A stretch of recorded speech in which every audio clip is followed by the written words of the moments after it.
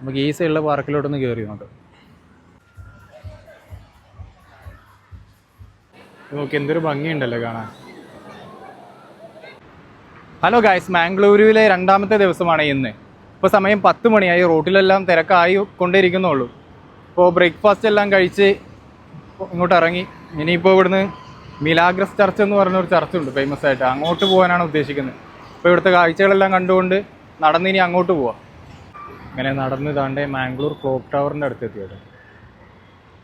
വേണ്ട 10:15 സമയം.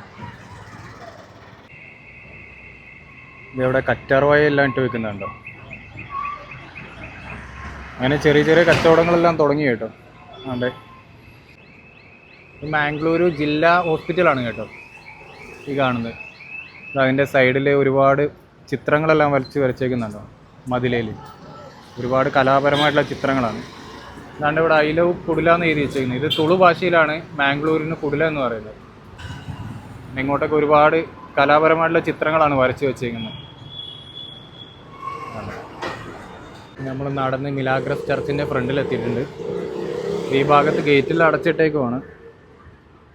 ഈ കാണുന്നതാണ് മിലാഗ്രസ് ചർച്ച്.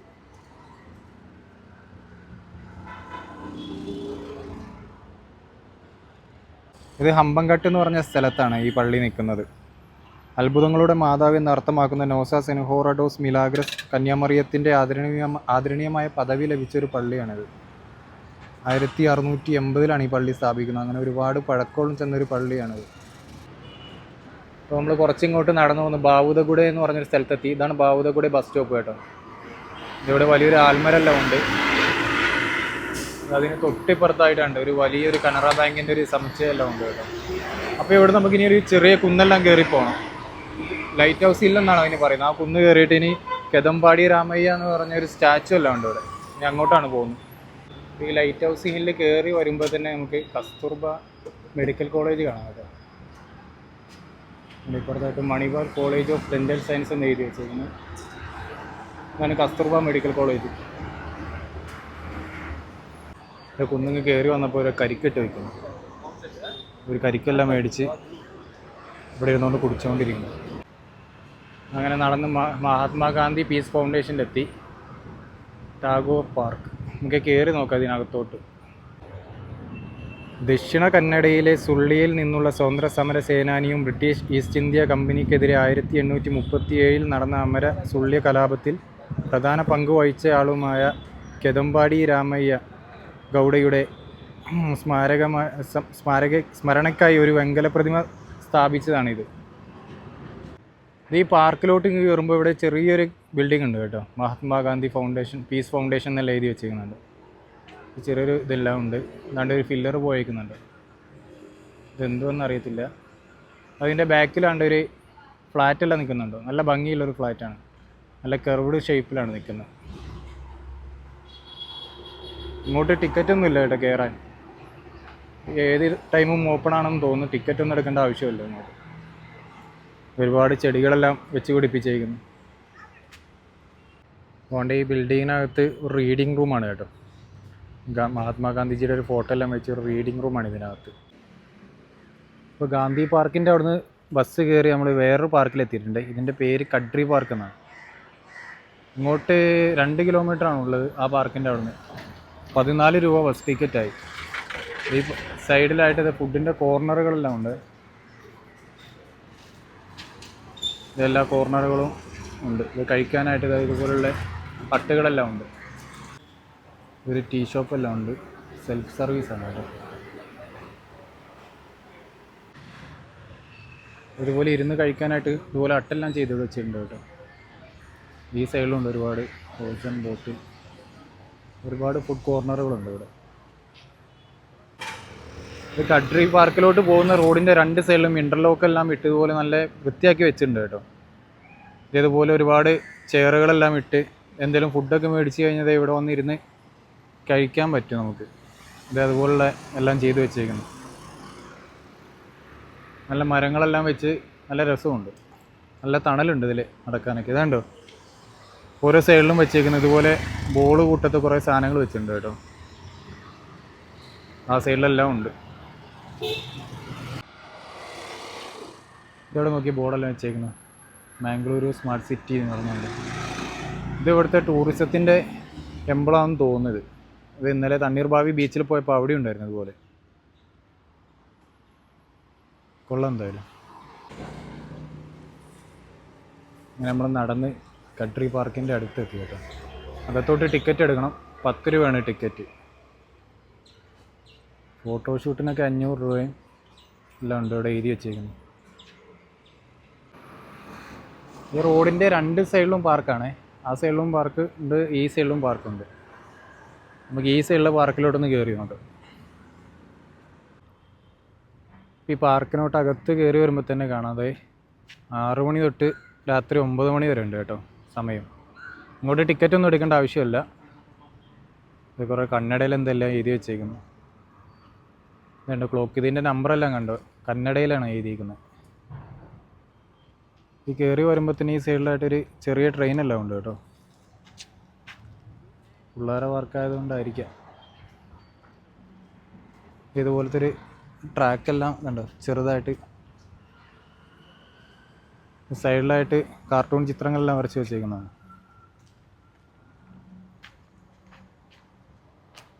കൊള്ളാം എന്തായാലും.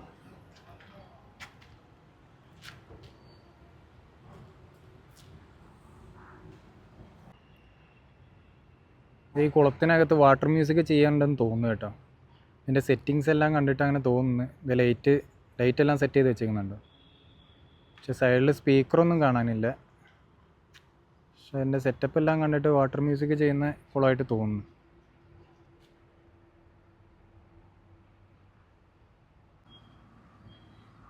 ഈ പാർക്കിൻ്റെ ഈ ഭാഗത്തായിട്ട് ചിൽഡ്രൻസ് പാർക്കാണ്. ഒരുപാട് ഐറ്റംസുകളെല്ലാം വെച്ചേക്കുന്നത് കളിക്കാനുള്ള.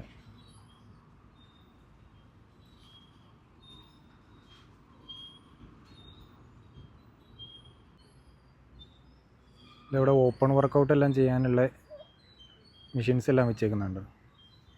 ഒരു ഷെഡെല്ലാം വെച്ചിട്ട് അതിന് താഴെയായിട്ടോ സെറ്റ് ചെയ്തേക്കുന്നത്.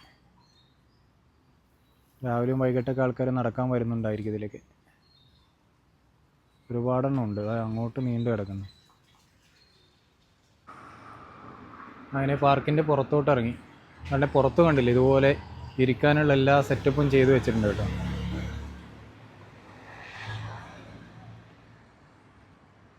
നല്ല മെയിൻ്റെനൻസ് ചെയ്യുന്നുണ്ട് ഈ റോഡിൻ്റെ സൈഡിലെല്ലാം. ഇതുണ്ട് ഈ മീറ്റർ ഗേജ് പോയേക്കുന്നത് ഇങ്ങനെ വട്ടത്തിൽ കിടക്കുവാണ്. നല്ല ദൂരമുണ്ട്.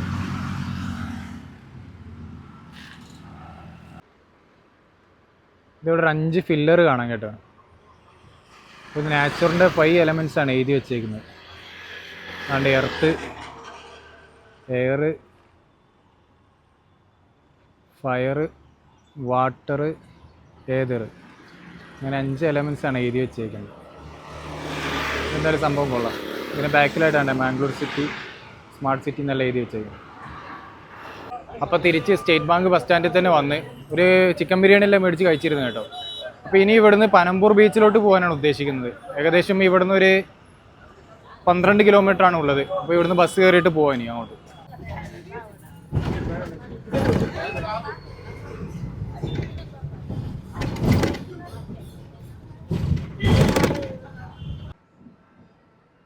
അപ്പോൾ നമ്മൾ പനമ്പൂർ ബീച്ചിലെത്തി കേട്ടോ. അതുകൊണ്ട് ഇവിടെ ഒരു ആർച്ചെല്ലാം ഉണ്ട്. അതിൻ്റെ അടുത്തായിട്ടാണ് കോസ്റ്റ് ഗാർഡിൻ്റെ ഏരിയ ആണിത്. ഇവിടെ ഒരു ബോട്ട് വെച്ചിരിക്കുന്നുണ്ടോ. അതുകൊണ്ട് ഇത് 2022 15 സിറിയക്കാരെ രക്ഷപ്പെടുത്തിയ കോസ്റ്റ് ഗാർഡിൻ്റെ ഒരു ബോട്ടാണിത്. നമ്പർ 2 എന്ന് പറഞ്ഞൊരു ബോട്ടാണ്. അതവിടെ വെച്ചേക്കുന്നത്. കയറി വരുന്നിടത്ത് 2 സൈഡിലായിട്ടും ഇഷ്ടംപോലെ കടകളുണ്ട് കേട്ടോ. സാധാരണ ബീച്ചിൽ കാണാൻ പറ്റുന്ന അങ്ങനത്തെ ഉള്ള കടകളൊക്കെ തന്നെയാണുള്ളത്. ഒരുപാട് ചായക്കടയെല്ലാം ഉണ്ട്. അതുകൊണ്ട് അപ്പോൾ പനമ്പൂർ ബീച്ചിലാണ്ട് സിപ്പ് ലൈൻ ഉണ്ട് കേട്ടോ. അതുകൊണ്ട് ഇവിടുന്ന് കയറിയിട്ട് അങ്ങോട്ട് പോകുന്നത് കാണാൻ പറ്റുന്നില്ല.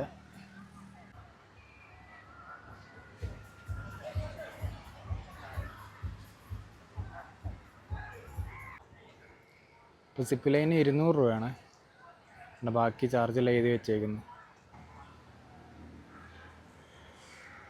അത്യാവശ്യം നല്ല തിരക്കുണ്ട് ബീച്ചിൽ. കുറേ ആൾക്കാരെല്ലാം ഉണ്ട്. ബോട്ടിംഗ് എല്ലാം ഉണ്ട് കേട്ടോ ഇവിടെ. അവിടെ ബോട്ടിങ്ങിൻ്റെ ബോർഡെല്ലാം വെച്ചേക്കുന്നു. ഇത് ഇവിടെയുള്ള ആക്ടിവിറ്റീസാണിത്.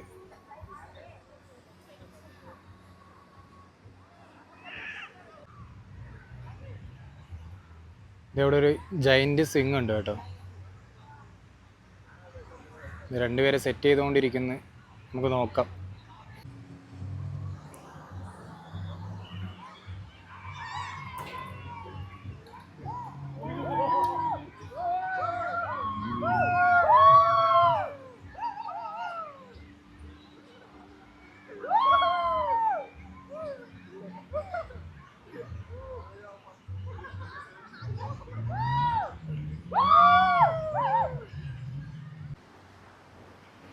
ഫ്ലോട്ടിംഗ് ബ്രിഡ്ജ് ഉണ്ട് കേട്ടോ.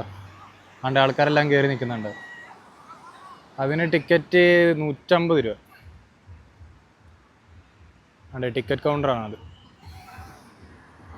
ഏകദേശം ഒരു 50 മീറ്റർ കാണും അങ്ങോട്ട്. ആൾക്കാരെല്ലാം കയറി നടക്കുന്നുണ്ട്.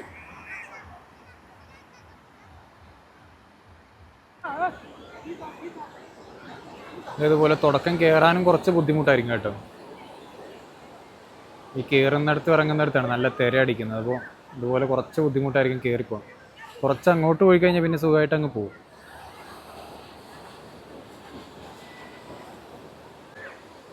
സ്പീഡ് ബോട്ടെല്ലാം ഉണ്ട്. സ്പീഡ് ബോട്ടിൽ ആളെ കയറ്റിക്കൊണ്ട് ഇത് ഇറക്കാൻ പോവാണ് കടലിലോട്ട്.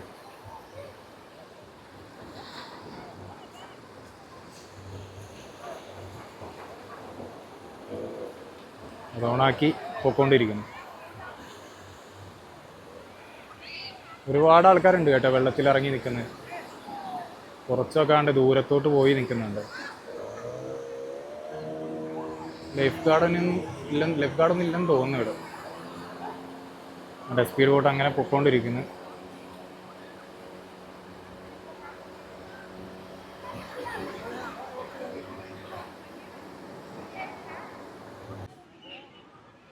മൊത്തത്തിൽ 4 ഒട്ടകം ഉണ്ട് കേട്ടോ. 4 ഒട്ടകവും ഒരു കുതിരയുണ്ട്. ഒരു ഒട്ടകാണ്ട് റൈഡിന് പോയേക്കുവാണ്. ഈ സൈഡിൽ ചെറിയൊരു റൈഡും കാര്യങ്ങളെല്ലാം ഉണ്ട് കേട്ടോ. ചെറുതാണ്, പിള്ളേർക്കെല്ലാം പറ്റിയതാണിത്. ഇതൊരു ബങ്കിൾ ഫണ്ണുണ്ട്. ഇത് മുകളിലോട്ട് പോകുന്ന ആ ഒരു ഇതാണ്. അതുകൊണ്ട് ഈ സൈഡിലായിട്ട് പെയിൻറ്റ് ബോൾ ഷൂട്ടെന്ന് പറഞ്ഞുകൊണ്ട് ഗണ്ണെല്ലാം വെച്ചേക്കുന്നത്.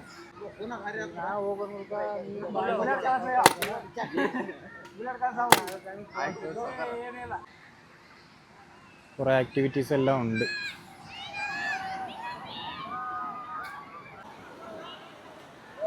അതാണ്ട് അടുത്ത ലൈറ്റ്. സ്പീഡ് ബോട്ടിൻ്റെ ബാക്കിൽ പാരാച്യൂട്ടെല്ലാം കെട്ടിയിട്ട് പോകുന്നത്. ആരോ റൈഡ് ചെയ്തുകൊണ്ടിരിക്കുന്നുണ്ട് കേട്ടോ.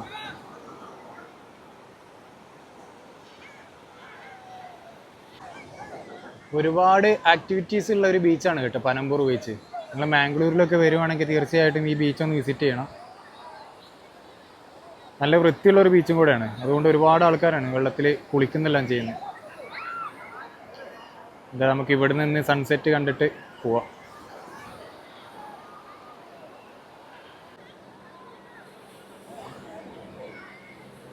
നോക്കി എന്തൊരു ഭംഗിയുണ്ടല്ലോ കാണാൻ. അത് പൊങ്ങിക്കൊണ്ടിരിക്കുന്നു.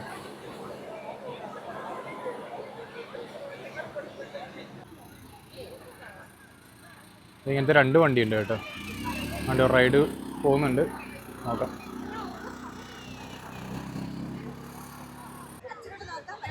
ഇപ്പോൾ സമയം 6:30 ആയി കേട്ടോ.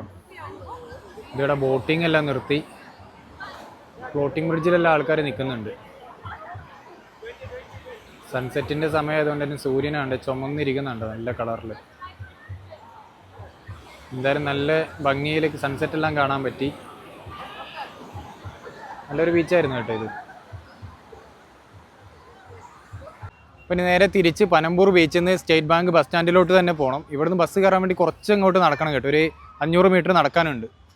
അപ്പോൾ ഇന്നത്തെ വീഡിയോ നമ്മളിവിടെ നിർത്തുവാണ്. വീഡിയോ ഇഷ്ടമായെങ്കിൽ എല്ലാവരും ഒന്ന് ലൈക്ക് ചെയ്യണം, ചാനലൊന്ന് സബ്സ്ക്രൈബും ചെയ്യണം.